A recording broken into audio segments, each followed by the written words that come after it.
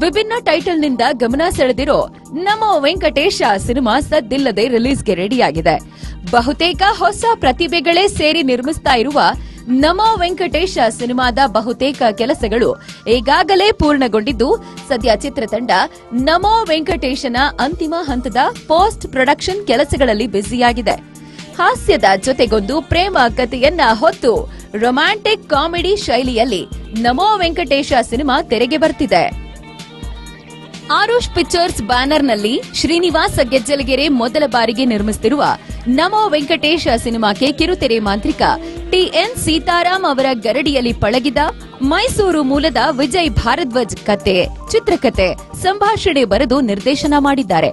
ಜೊತೆಗೆ ತೆರೆ ಮೇಲೆ ನಾಯಕ ನಟನಾಗಿಯೂ ಕಾಣಿಸಿಕೊಂಡಿದ್ದಾರೆ. ಈಗಾಗಲೇ ಕಿರುತೆರೆಯ ಗಟ್ಟಿ ಮೇಳ ಧಾರಾವಾಹಿ ಖ್ಯಾತಿಯ ಅನ್ವಿತಾ ಸಾಗರ್ ಈ ಸಿನಿಮಾದಲ್ಲಿ ನಾಯಕಿಯಾಗಿ ಅಭಿನಯಿಸಿದ್ದಾರೆ.